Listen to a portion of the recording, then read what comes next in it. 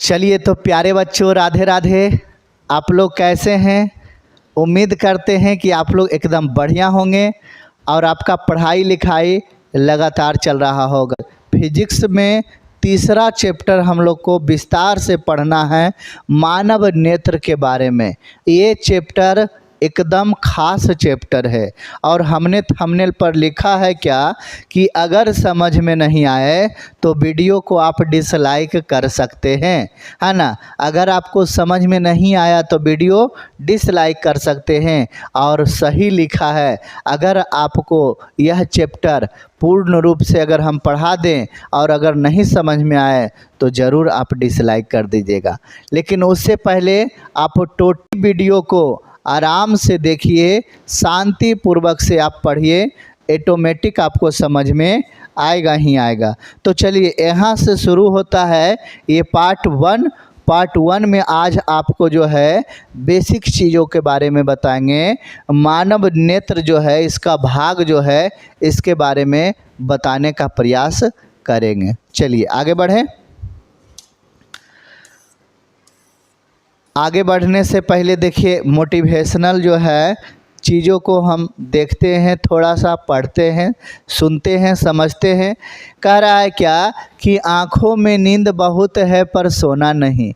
आँखों में नींद बहुत है पर सोना नहीं, यही समय है कुछ करने का ए मेरे दोस्त, इसे खोना नहीं, इसे खोना नहीं। बात समझे? आँखों में नींद बहुत है पर इसे क्या कह रहा है कि आँखों में नींद बहुत है पर सोना नहीं। और अभी तो बच्चा जी बहुत समय है कुछ करने का, इसे खोना नहीं। अगर अभी आप सो जाइएगा तो फिर बताइए ज़िंदगी भर आप क्या करिएगा। सोने का जब समय आएगा तो सो जाएंगे, लेकिन अभी जागने का समय है तो अभी जाग कर कुछ करते हैं, अभी जुनून पैदा होना चाहिए। तो आँख से रिलेटेड जो है चैप्टर था तो इसे बताने का प्रयास किए हैं। देखिए, सबसे पहले प्रकाश का अपवर्तन और मानव नेत्र के बारे में आज तीसरा चैप्टर मानव नेत्र के बारे में पढ़ेंगे। अगर यह दोनों चैप्टर अगर आप नहीं पढ़ें तो कमेंट कर ज़रूर बताइएगा, ठीक है। चलिए, तो सबसे पहला पॉइंट जो आता है, यानी सबसे पहले जो हम लोग को पढ़ना है वो मानव नेत्र के बारे में पढ़ना है। उससे पहले मानव नेत्र यानी आँख या नेत्र, इसको संस्कृत में जो है अच्छी या क्या कहते हैं, नैनम कहा जाता है, ठीक है। और इंग्लिश में तो आप जानते हैं कि आई कहा जाता है। संस्कृत वाला जरा याद रखिएगा, संस्कृत के सब्जेक्ट में पूछा जाएगा, ठीक है।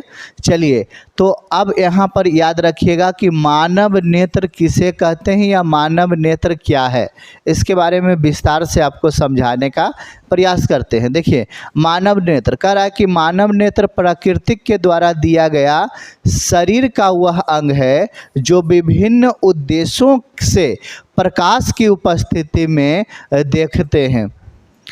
पहले समझिए कि मानव का जो आँख है वो जो है प्राकृतिक से मिला है ना, भगवान के द्वारा जो है यह गॉड गिफ्ट मिला गया है ना, मिला हुआ है, ठीक है। उसके बाद क्या लिखे हैं कि मिला गया है शरीर का, है ना, वह अंग है जो विभिन्न उद्देश्यों से जो है प्रकाश की उपस्थिति में देखते हैं। अब बताइए कि आपके पास आँख रहने से क्या होगा? अगर मान के चलिए प्रकाश से नहीं हो, है ना, प्रकाश रहेगा तभी ना आप देख पाइएगा किसी वस्तु को, नहीं तो अंधेला में आप कैसे देख पाइएगा? नहीं। तो प्रकाश के उपस्थिति से, है ना, प्रकाश के उपस्थिति में हम कोई भी वस्तु को देख पाते हैं। और ये आँख जो है प्रकृति के द्वारा मिला गया है ना, मिला है, ठीक है। कह रहा है कि मानव नेत्र लगभग 1 करोड़ रंगों में क्या अंतर कर सकता है। मानव का जो आँख है ना, वो कम से कम 1 करोड़ रंग जो है उसमें अंतर, है ना, स्पष्ट कर सकते हैं। बात समझे?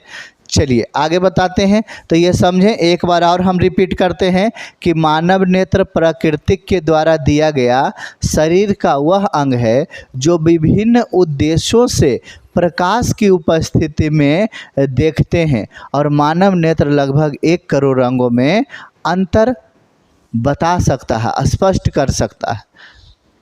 समझ में आया? चलिए, क्योंकि देखिए कोई भी जो है आँख को बना सकता है क्या? आँख को नहीं ना बना सकता है। बात समझें कि नहीं, है ना?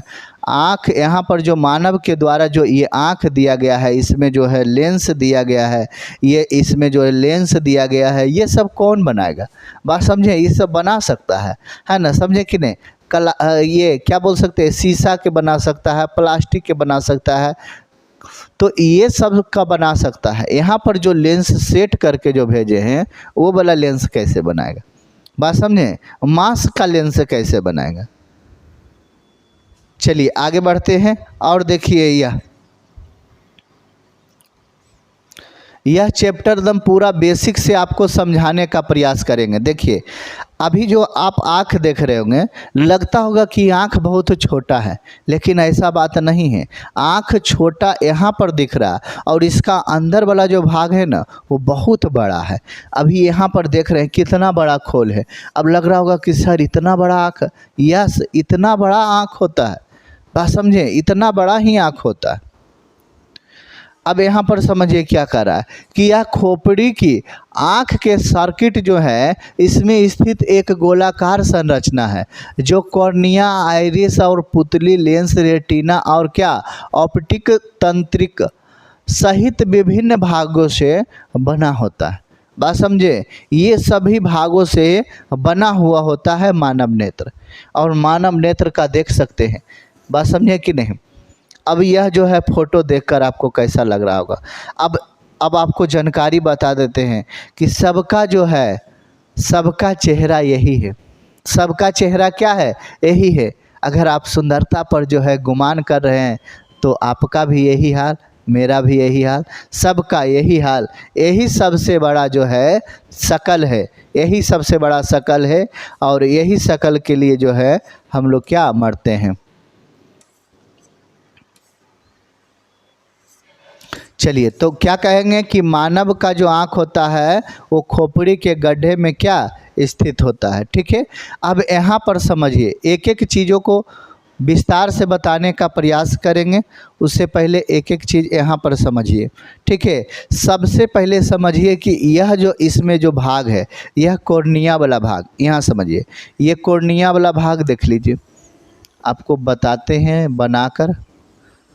ये जो भाग आप देख रहे हैं इसको क्या कहते हैं? इसको कहते हैं कॉर्निया। ठीक है, ये कॉर्निया हो गया। ठीक है, अब कॉर्निया के बाद ये आप जो देख रहे हैं, कॉर्निया के बाद ये जो आप देख रहे हैं,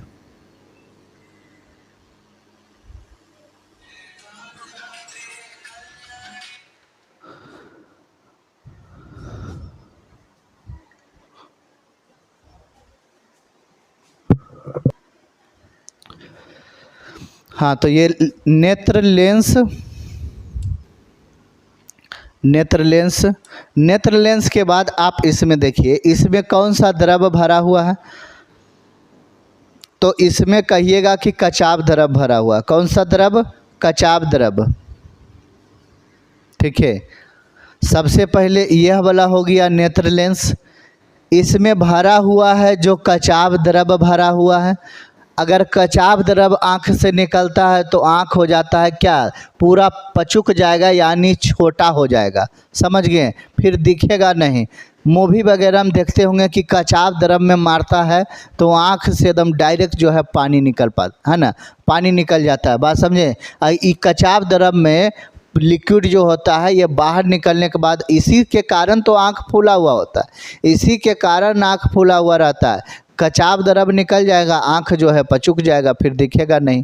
अच्छा, ये याद रखना है कि कचाव द्रव से जो है हम लोग नहीं रोते हैं, यानी आंसू जो गिरता है वो कचाव द्रव से नहीं, वो जो है जलीय द्रव है ना, जलीय द्रव। और जलीय द्रव का दूसरा नाम आप कहिएगा तो नेत्रोद होता है ये यहाँ जो है कॉर्निया और नेत्र लेंस के बीच होता है।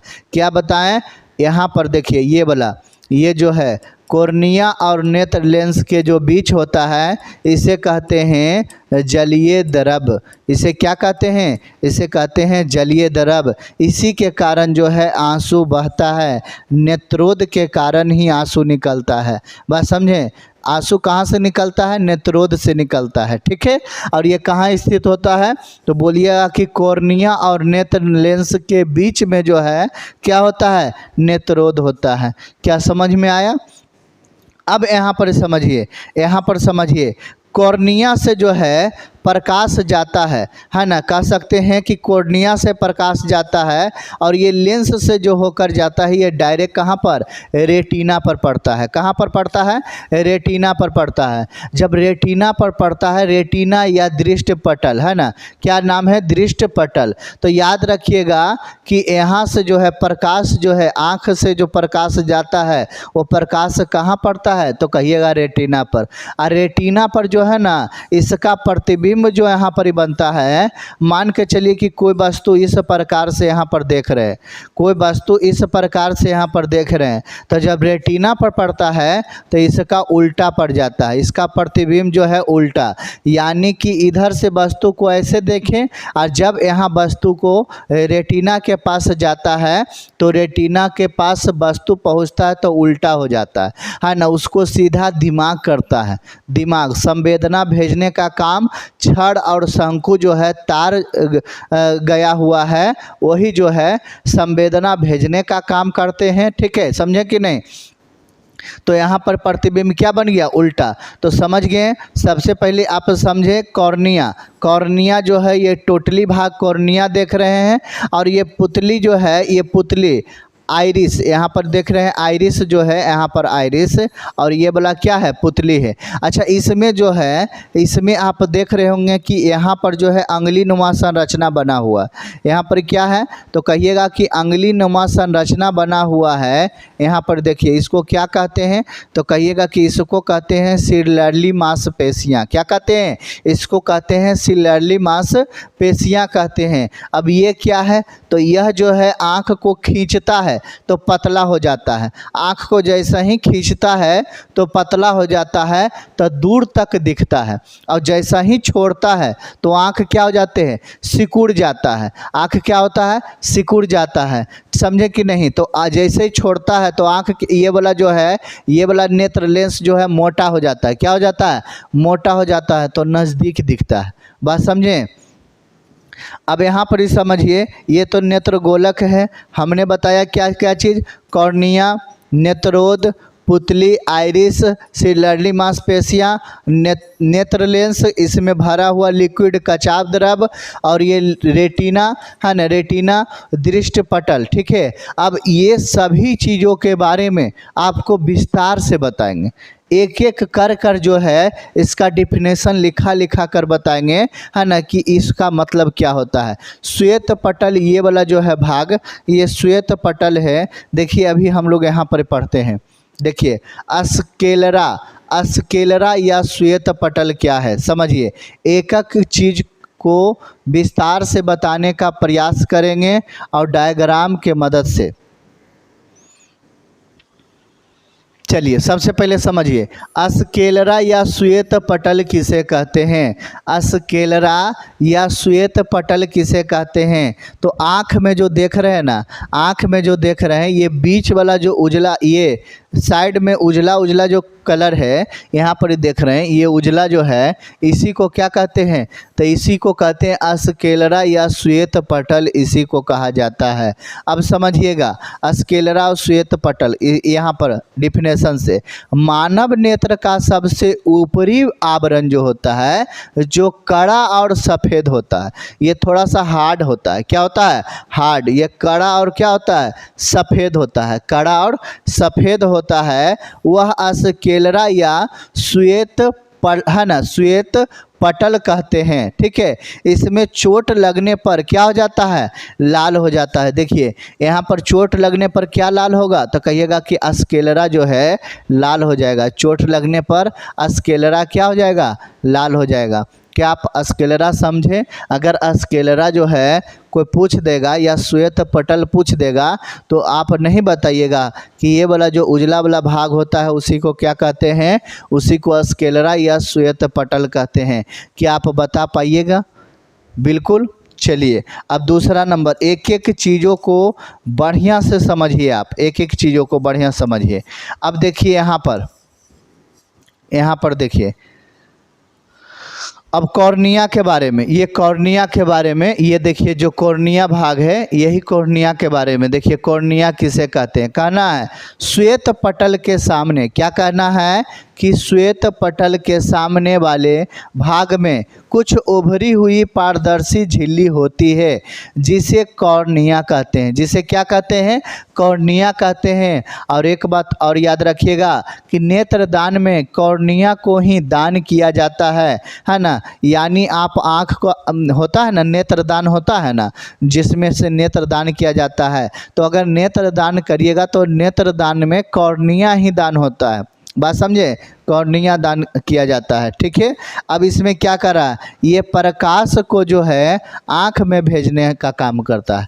अगर आपसे पूछे कि बताइए कि प्रकाश को आँख में भेजने का काम कौन करता है, तो कहिएगा कॉर्निया। प्रकाश को आँख में भेजने का काम कौन करता है?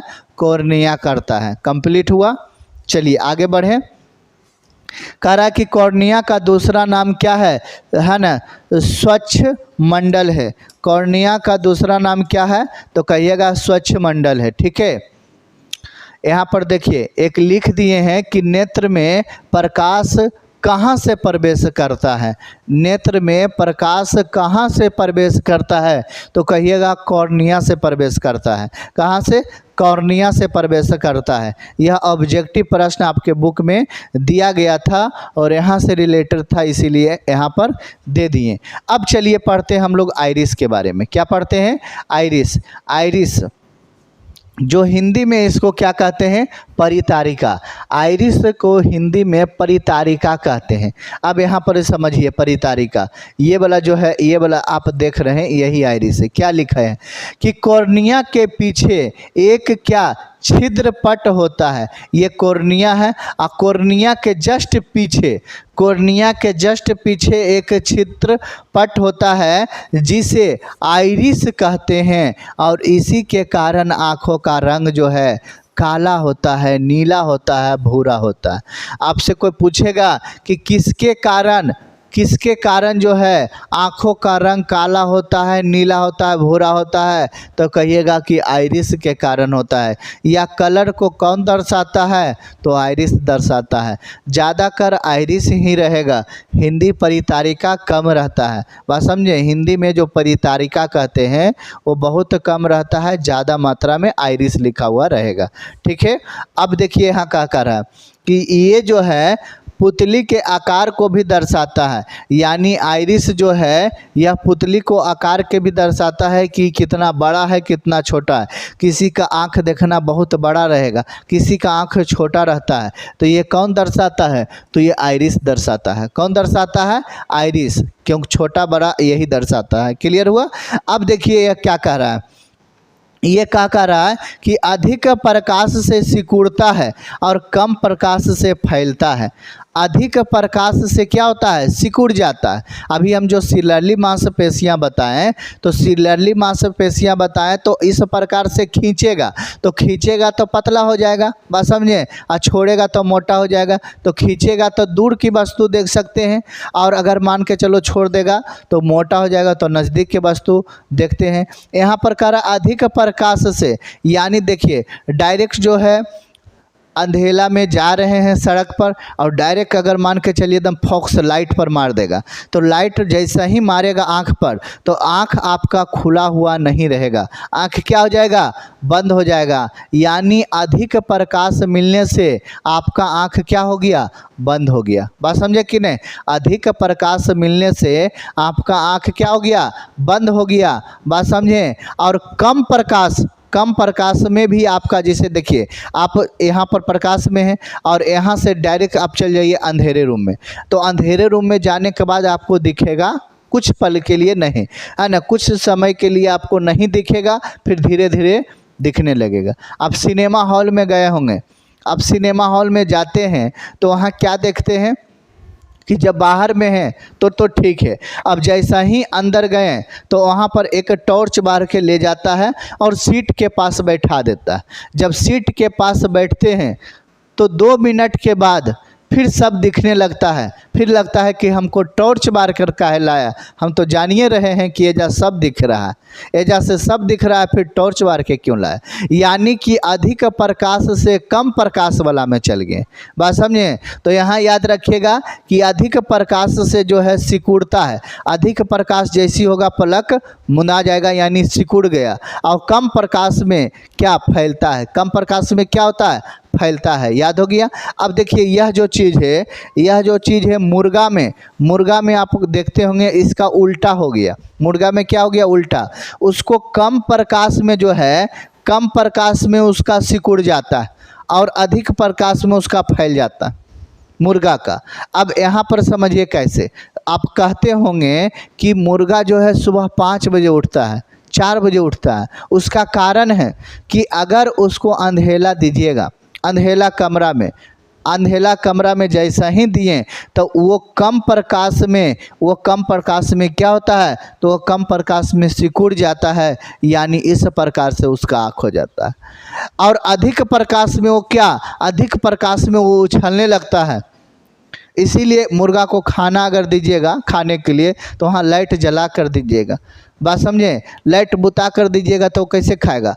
कम प्रकाश में वो कैसे खा पाएगा? नहीं, वो सिकुड़ जाएगा। अधिक प्रकाश दीजिए।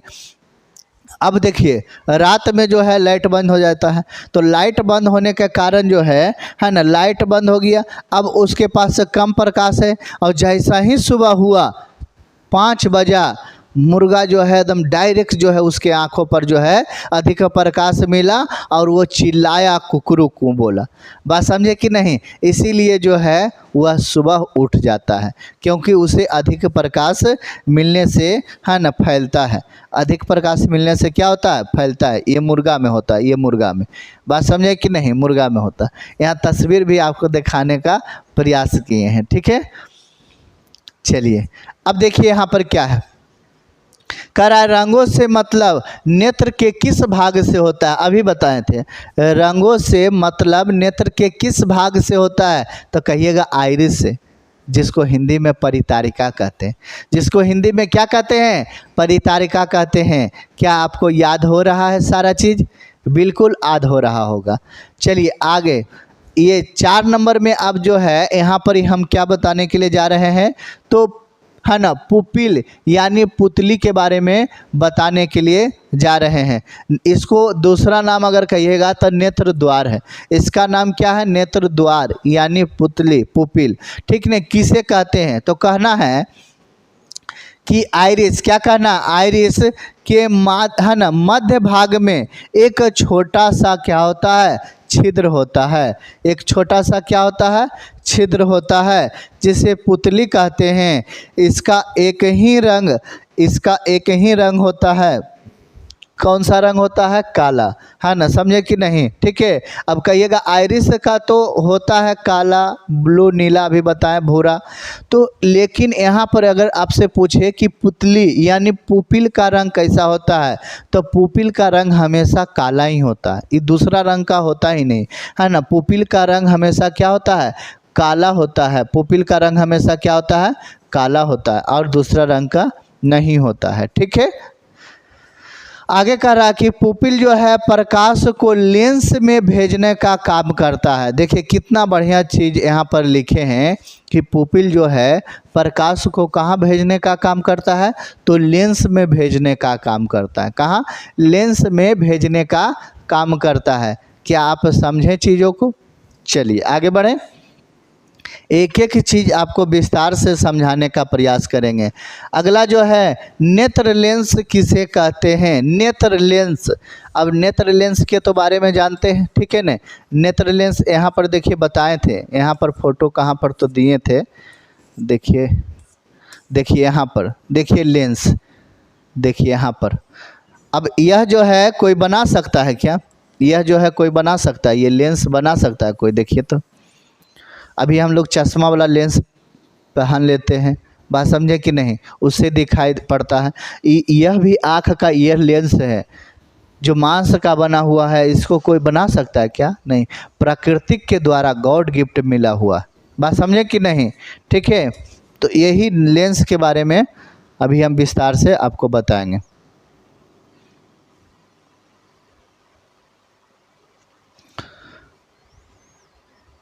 देखिए क्या कह रहा है कि नेत्र लेंस एक पारदर्शी लचीली है ना संरचना है जो सीधे आँख के जो है परितारिका और पुतली के पीछे स्थित होती है। उसे क्या कहते हैं? उसे नेत्र लेंस कहते हैं। यहाँ जो आप देख रहे हैं यही नेत्र लेंस है। बात समझे कि नहीं? यही क्या है? नेत्र लेंस है। क्या समझ में आया? कह रहा है कि मनुष्य की आँखों में उत्तल लेंस पाया जाता है ना। पूछा जाएगा कि मनुष्य के आँखों में कौन सी लेंस, तो कहिएगा कि उत्तल लेंस पाया जाता है। कौन सी लेंस? उत्तल लेंस। क्लियर हुआ? कैमरे में भी सब में उत्तल लेंस, देखने वाला चीज़ों में।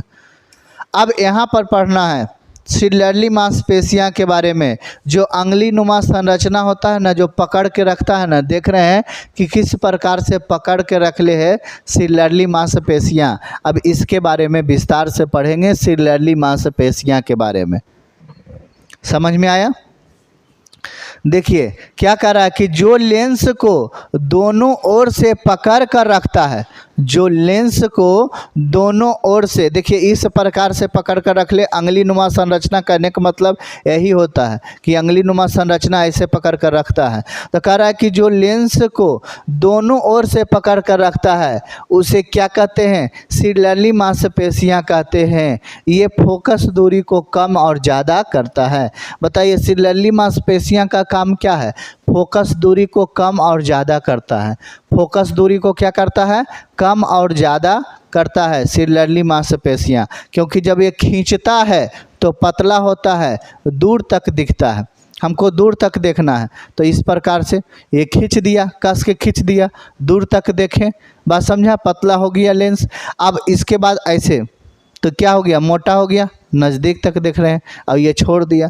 लेकिन ये जो है ना, ये बुजुर्गों में जो होता है सिलरली मांसपेशियाँ खींचने का जो है ना, काम नहीं करने लगता है। बात समझे? अभी जैसे मान के चलिए कि कुछ भी यहाँ पर लेते हैं, चलिए एक कवर ले लिए, तो कवर लेने के बाद इसमें मोबाइल देंगे, फिर मोबाइल को निकालेंगे, फिर मोबाइल देंगे, फिर मोबाइल को निकालेंगे, ऐसे सेलफोन निकालते रहेंगे कवर से। और फिर तो इसका मतलब हो गया कि यह वाला जो है तलर जाएगा कि नहीं, यानी ढीला हो जाएगा। तो यानी कि कहना है बच्चा जी कि सिलरली मांसपेशियाँ जो है, सिलरली मांसपेशियाँ खींचते छोड़ते वो क्या हो जाता है? काम करना बंद कर देता है। काम करना क्या? बंद कर देता है। जिससे बुढ़ापा में क्या होता है? जिससे बुढ़ापा में सिलरली मांसपेशियाँ खींचा नहीं पाता है उसे बुजुर्गों को क्या होते हैं? बुजुर्ग लोग को दिक्कत होते हैं। बात समझे कि नहीं? ठीक है, देखिए यहाँ पर लिखा है कि जब लेंस को सिलरली मांसपेशियाँ खींचता है तो लेंस पतला हो जाता है और दूर दिखाई देता है, और जब छोड़ता है तो नज़दीक हो जाता है, यानी मोटा हो जाता है तो नज़दीक दिखाई देता है। समझे? और कैमरा देखें, एक कैमरा देखिएगा, कैमरा के भांति जो है, मान के चलिए अगर कैमरा को इस प्रकार से घुमाएं तो वो दूर के वस्तु को देखेगा। यानी कि कह सकते हैं कि सिलरली मांसपेशियाँ क्या हो गया है ना? पतला हो गया, यानी उसको खींच दिया। इस प्रकार से देखिए, आपको फोटो दिखाते हैं।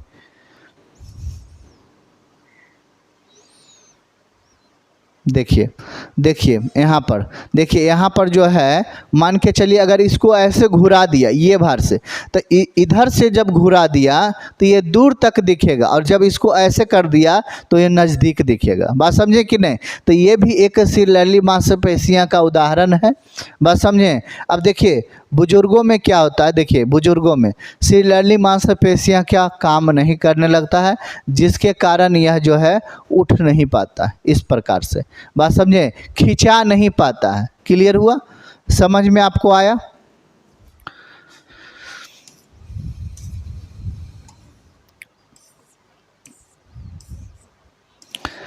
अब जो है कचाव द्रव किसे कहते हैं?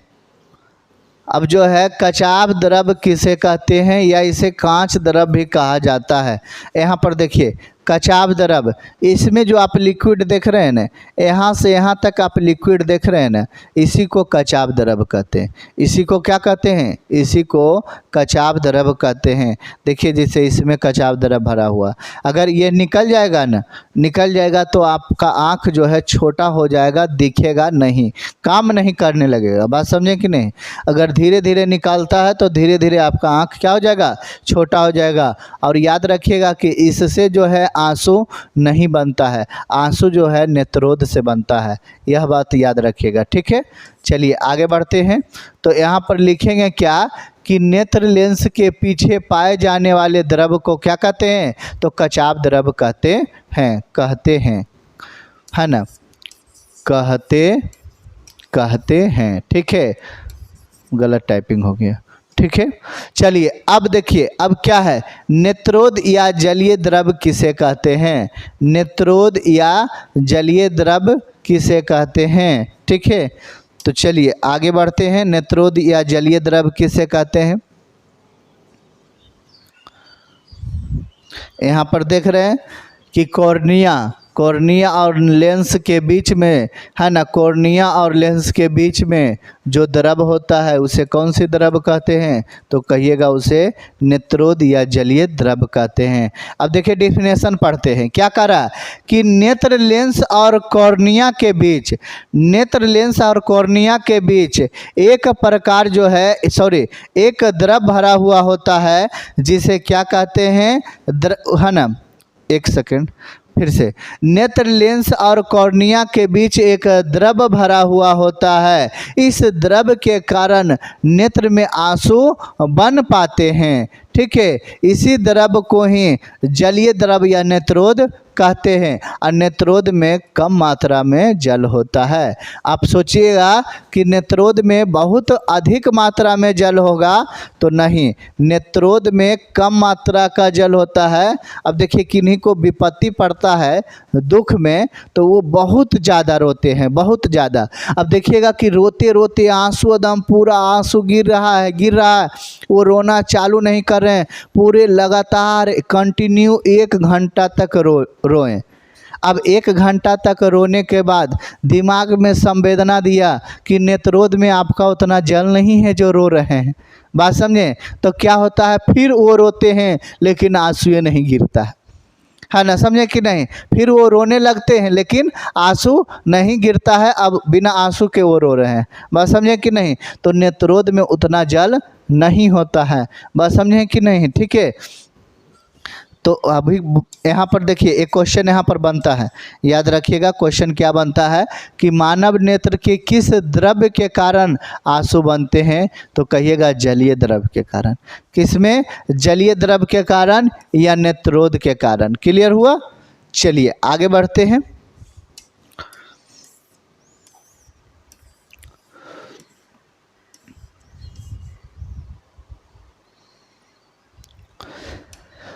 अगला जो है कह रहा है कोराइड किसे कहते हैं? कहना है कि स्क्लेरा के नीचे वाली परत को है ना, क्या कहते हैं? कोराइड कहते हैं।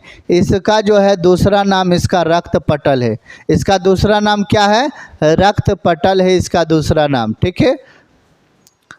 अब यहाँ पर समझना है ये वाला, ये बहुत खास है, रेटिना या दृष्टि पटल। ये समझना बेहद इम्पोर्टेंट है।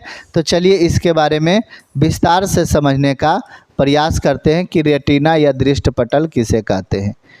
तो देखिए यहाँ पर क्या कहिएगा कि यह मानव नेत्र का सबसे प्रमुख अंग होता है। यह मानव नेत्र का सबसे प्रमुख अंग होता है। यह नेत्र के सबसे भीतरी भाग में होता है। यह नेत्र के सबसे भीतरी भाग में होता है।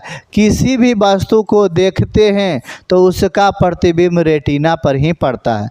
किसी भी वस्तु को हम देखते हैं, कोई चीज़ को हम दुनिया में देख रहे हैं तो उसका जो है प्रतिबिंब रेटिना पर पड़ता है, लेकिन रेटिना पर उल्टा प्रतिबिंब पड़ता है। बात समझे। अगर आप ये कलम देख रहे होंगे तो ये कलम ये वाला जो है नीचे दिखता होगा और ये ऊपर दिखता है, यानी उल्टा प्रतिबिंब। इसीलिए हम लोग याद करते हैं कि किसी वस्तु को देखते हैं तो उसका प्रतिबिंब कैसा बनता है, तो कहते हैं वास्तविक और उल्टा। वास्तविक कहने का मतलब है कि ये कलम है तो आपको जो है ये वाला जो है एरोप्लेन नहीं दिखेगा। बात समझे, ये कलम ही दिखेगा। वास्तविक का मतलब वही होता है, जो ये चीज़ है वही आपको दिखेगा। और उल्टा का मतलब हो गया कि ये वाला चीज़ इधर दिखा और ये वाला चीज़ ऊपर चल गया, तो ये हो गया उल्टा। ये क्या हो गया? उल्टा। तो वास्तविक का उल्टा ये होता है, ठीक है।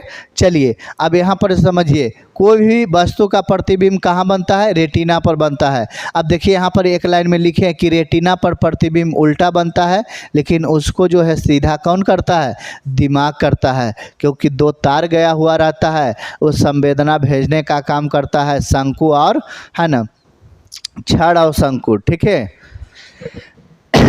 चलिए आगे बढ़ें। देखिए एक डायग्राम के मदद से आपको हम बताने के लिए है ना बताने का देखिए प्रयास करते हैं, आप समझ पाते हैं कि नहीं, आप समझ जाइएगा। देखिए यहाँ पर देखिए पेड़ आप देखें, ये वस्तु है, ये क्या है? तो ये वस्तु है। अब वस्तु जो है इस प्रकार से गया, लेंस से होकर गुजरा, और लेंस से होकर गुजरने के बाद यहाँ पर देखिए ये वस्तु जो है उल्टा हो गया, यानी इधर जो है जड़ हो गया, इधर जड़ हो गया, और इधर देख रहे हैं जो ये क्या हो गया? पौधा हो गया, यानी कि ये उल्टा पड़ गया। अब इसको सीधा यह इधर से जो देख रहे हैं तार गया हुआ है, यही जो है संवेदना भेजता है कि इधर उल्टा है। ये बताइए क्या है? तो संवेदना। क्योंकि बताइए लेंस के पास दिमाग है क्या? लेंस के पास दिमाग है कि तो ये जो है आपको बताएगा कि ये चीज़ क्या है? वो नहीं बता पाएगा। इसीलिए कोई भी वस्तु को रेटिना पर जब जाता है तो वो उल्टा और वास्तविक दिखता है। क्या आपको समझ में आया? एक एक चीज़ आपको समझ में आएगा, पूरा डिटेल से बताने का प्रयास कर रहे हैं। नहीं समझ में आया ऐसा हो ही नहीं सकता है ना। नहीं समझ में आया ऐसा हो नहीं सकता है, ठीक है। अब देखिए यहाँ पर अभी यहाँ पर बताए हैं, यही देखिए आँख से, यहाँ देखिए आँख से संवेदना भेजने का काम, देखिए तार जो गया है ना, यही तार जो है संवेदना भेजने का काम करता है। कि देखिए यहाँ पर क्या चीज़ है, ठीक है, समझ में आया? आँख से जो तार गया है, क्लियर। चलिए आगे बढ़े।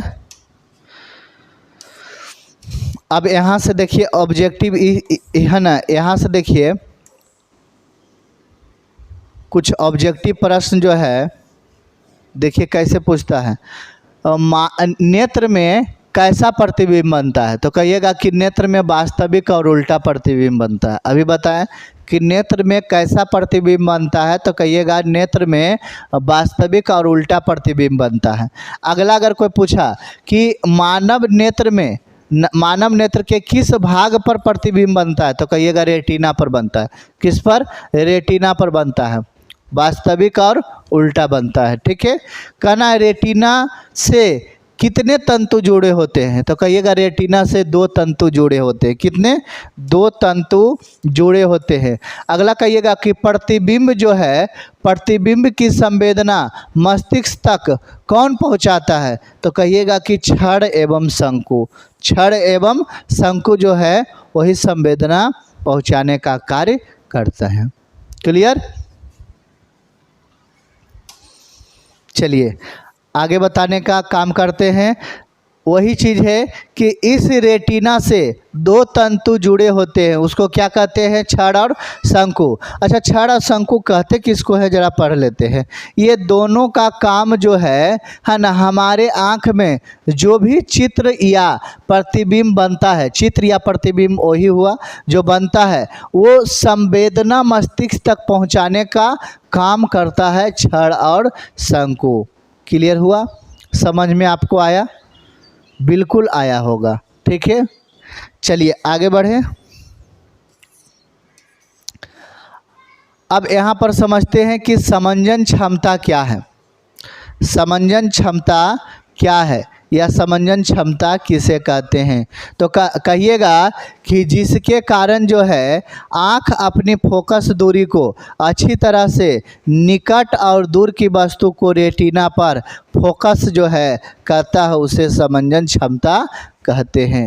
एकदम अच्छा से रेटिना पर फोकस करें। अब ये वाला कोई चीज़ देख रहे हैं, कैमरे के निगरानी में हम हैं, अब कैमरे को देख रहे हैं तो एकदम अच्छा से देखेंगे तब ने फोकस जो है रेटिना पर पड़ेगा, और रेटिना पर कोई भी वस्तु का प्रतिबिंब उल्टा बनेगा, बात समझे कि नहीं? लेकिन सही से देखेंगे तो समंजन क्षमता उसी को कहते हैं। अब इस प्रकार से देखेंगे, ऐसे बताइए, ये लड़कियों में ज़्यादा होता है ना, समझे कि नहीं? है ना, तिरछी नज़र से देखना, है ना, तिरछी नज़र से कौन देखता है? लड़की लोग ज़्यादा देखती है, बात समझे? इस प्रकार से ऐसे इस प्रकार से वो सोच देख ही नहीं सकती है, क्योंकि सोच देखेगी तो दिक्कत हो जाएगा, बात समझे कि नहीं? ठीक है, तो इसीलिए समंजन क्षमता क्या, जो निकट का वस्तु हो या दूर का वस्तु हो, है ना, उसको एकदम सही से देखेंगे, स्पष्ट रूप से देखेंगे, ताकि जो है उसका प्रतिबिंब डायरेक्ट रेटिना पर सही से पड़े, बात समझा कि नहीं? अब इस प्रकार से किसी को देखिएगा तो सही से प्रतिबिंब नहीं बन पाएगा, समझे कि नहीं? चलिए आगे बताने का प्रयास करते हैं। अब यहाँ पर समझिए क्या कर रहा है कि तीव्र प्रकाश वाले कमरे से अगर मंद प्रकाश वाले कमरे में जाने पर वहाँ वस्तु को स्पष्ट देखने में कठिनाई होती है। क्यों होती है इसके बारे में बताइए, क्यों होती है इसके बारे में बताइए। ठीक है, आप सिनेमा हॉल में गए होंगे तो सिनेमा हॉल में क्या देखते होंगे कि यहाँ पर सबसे पहले यहाँ पर अंधेला कमरा है, अभी बताएं ना कि अंधेला कमरा है। अब यहाँ अंधेला कमरा है, अब उधर से आएंगे यानी कि पूरा प्रकाश मिल रहा है ना, यानी अधिक प्रकाश है। अब अधिक प्रकाश में थे और डायरेक्ट कम प्रकाश में जा रहे हैं, यानी कम प्रकाश यहाँ पर है तो कम प्रकाश में गए, तो कम प्रकाश में जाने के बाद जो है ना दिखेगा नहीं, इसीलिए यहाँ पर दो लोग होते हैं, वो टॉर्च बार कर ले जाते हैं, और जब टॉर्च बार कर ले जाते हैं जैसा ही बैठते हैं तो लगता है सब कुछ तो दिख ही रहा है, टॉर्च काहे बार के लाए, बात समझे कि नहीं? यानी वही चीज़ है कि तीव्र प्रकाश वाले कमरे से, है ना, यानी तेज प्रकाश वाले कमरे से मंद प्रकाश वाले कमरे में जाने पर वस्तु स्पष्ट नहीं दिखता है। इसका कारण बताइए, तो लिखेंगे इसका कारण क्या लिखेंगे कि क्योंकि अधिक प्रकाश से पुतली क्या होता है, सिकुड़ता है, और कम प्रकाश से पुतली क्या होता है, फैलता है। यही कारण है कि तीव्र प्रकाश वाले कमरे से मंद प्रकाश वाले कमरे में जाने पर वस्तु स्पष्ट नहीं दिखाई देता है, बात समझे कि नहीं? आप जो है रात में जाते हैं डायरेक्ट जो है मार देता है आँख पर लाइट, है ना, तो कम प्रकाश में थे और अधिक प्रकाश में चल गए, वहाँ पर भी बंद हो जाएगा, और अधिक प्रकाश में डायरेक्ट कम प्रकाश में चल गए, वहाँ पर भी बंद हो जाएगा, बस समझे? फिर धीरे धीरे खुलेगा, सीरियली मांसपेशियाँ धीरे धीरे जो है मान के चलिए खींचेगा, तब आप देख सकते हैं। क्लियर हो गया? चलिए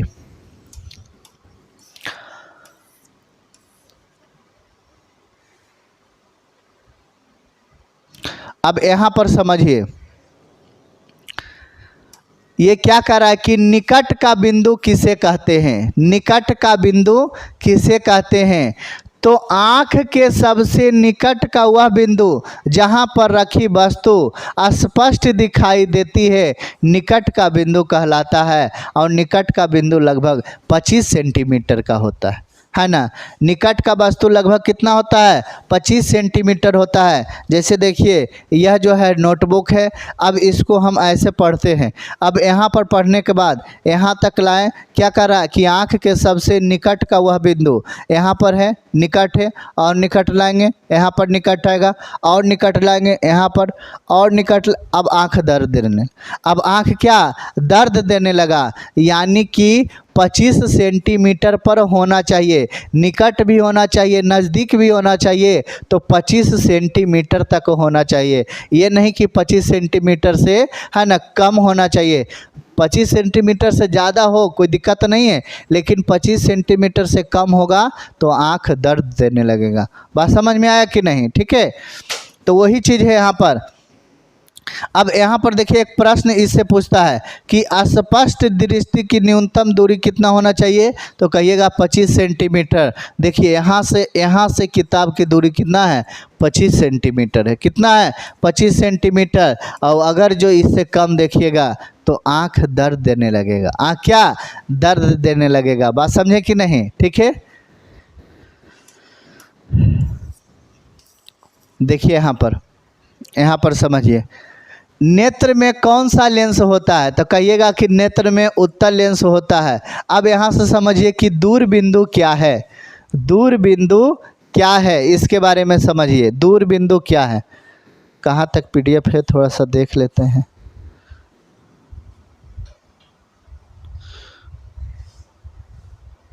हाँ, अब थोड़ा सा ही बच रहा है, चलिए अब थोड़ा सा ही बच रहा है।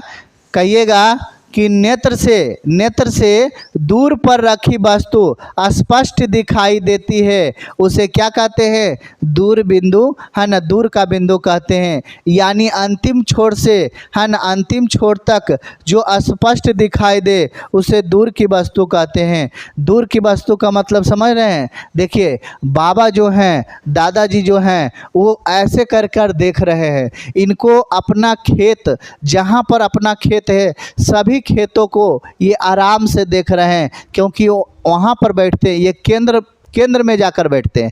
यानी केंद्र कहने का मतलब है कि वहाँ बैठते हैं जहाँ से इनको सारा जो है खेत दिख रहा होगा। वही क्या, यहाँ से लेकर अगर मान के चलिए यहाँ तक इनका खेत है, तो यहाँ से यहाँ तक जो दूरी है उसी को कहते हैं दूर बिंदु। उसी को क्या कहते हैं, दूर बिंदु कहते हैं। तो क्या आपको समझ में आया? बिल्कुल समझ में आया होगा। चलिए और आगे समझते हैं। अब क्या कर रहा है, दृष्ट परास क्या है। अब समझिए, यहाँ से दृष्ट परास जो है आपको समझ में आएगा ही आएगा। देखिए क्या कर रहा है, निकट का बिंदु और दूर का बिंदु। निकट का बिंदु देखें और दूर का बिंदु देखें। अब इसके बीच का जो दूरी है इसी को दृष्ट परास कहते हैं। क्या आपको समझ में आया? जैसे निकट का बिंदु आप ले लीजिए 25 सेंटीमीटर और दूर ले लीजिए 60 सेंटीमीटर। अब इस प्रकार से बताइए कि इसका दृष्ट परास बिंदु क्या होगा, तो ये दोनों में क्या कर दीजिएगा, माइनस कर दीजिएगा, तो आराम से जो है दृष्ट परास निकल जाएगा। समझ में आया आपको? बिल्कुल समझ में आया होगा। तो वही चीज़ है कि अगर निकट का वस्तु और दूर का वस्तु जो है ना, निकट बिंदु और दूर बिंदु, ये दोनों के बीच के जो दूरी है उसी को क्या कहते हैं, दृष्ट परास कहते हैं। या आप ऐसे कह सकते हैं कि निकट का बिंदु और दूर का बिंदु जो होता है दूरी अनंत होती है। ये क्या होती है, दूरी अनंत होती है, यह भी आप बता सकते हैं। कह रहा है किसी आँख के निकट बिंदु और दूर बिंदु के बीच की दूरी को क्या कहते हैं, दृष्ट परास कहते हैं। और कह रहा है मानव दोनों नेत्रों से 180 डिग्री के क्षेत्र पर देखता है। कितने डिग्री, 180 डिग्री के क्षेत्र पर देखता है, लेकिन जबकि एक नेत्र से 150 डिग्री देख सकता है। हम लोग जो है, मानव जो है क्या कह रहा है, मानव दोनों आँखों से 180 डिग्री तक देख सकता है। 180 देखिए, यहाँ से इस प्रकार से आप जो है ना, इस प्रकार से यहाँ 0 डिग्री यहाँ ले लेते हैं, 180 इधर ले लेते हैं, 0, या इधर ले लेते हैं, सॉरी एक सेकंड, 180 इधर ले लेते हैं, इधर चलो 0 ले लेते हैं, बात मतलब ठीक है। अब यहाँ पर देखिए, मानव 180 डिग्री पर देख सकते हैं, माने 180 डिग्री तक देख सकते हैं। देखिए यहाँ से 180 डिग्री यानी सामने, ये वाला सामने है, तो यहाँ से आप जो है ऐसे देख सकते हैं अंगली को, तो 180 डिग्री तक आप जो है बिना मूड़ी घुमाए आप देख सकते हैं। बात समझे कि नहीं? ऐसे तो मूड़ी घुमाइएगा तो 360 में भी देख लीजिएगा, लेकिन यहाँ से खड़ा आप 180 डिग्री देख सकते हैं। लेकिन एक आँख से एक आँख से आप कितना देख सकते हैं? तो एक आँख से 150 डिग्री तक देख सकते हैं, 150 डिग्री। ठीक है, क्लियर हुआ?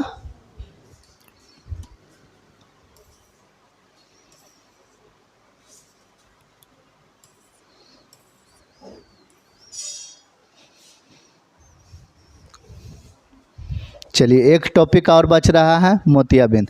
और यहाँ पर देखिए क्या कर रहा है कि जिन पशु पक्षियों के सिर पर विपरीत और नेत्र होते हैं वह प्रायः जो है 360 डिग्री देखते हैं। वह कितने डिग्री? 360 डिग्री देखते हैं। अब यहाँ पर समझिए, यहाँ पर जो है एक टॉपिक है मोतियाबिंद। मोतियाबिंद क्या है? देखिए, आँख जो है, आँख इस प्रकार से देखिए, यहाँ ये जो आँख है ये वाला भाग उजला हो जाता है, दूधिया कलर का होता है। दूधिया कलर का जैसा ही हो जाता है उसी को कहते हैं मोतियाबिंद हो गया, है ना, मोतियाबिंद। इसका इलाज जो है हो सकता है। देखिए, मोतियाबिंद किसे कहते हैं कहिएगा? अधिक उम्र के लोगों के नेत्र के ऊपरी परत पर क्या दूधिया एवं धुंधला परत आ जाता है, जिसे जो है ना, जिसे जो है मोतियाबिंद कहते हैं। जिसे क्या कहते हैं? मोतियाबिंद कहते हैं। और इसे ठीक किया जा सकता है। ये मोतियाबिंद को क्या ठीक किया जा सकता है? यही आँख पर दूधिया परत सा जम जाता है, इसे क्या कहते हैं? मोतियाबिंद कहते हैं। और बहुत लोगों में आप देख सकते हैं मोतियाबिंद का बीमारी होता है, लेकिन इसे ठीक किया जा सकता है। बात समझे? क्लियर? आपको समझ में आया?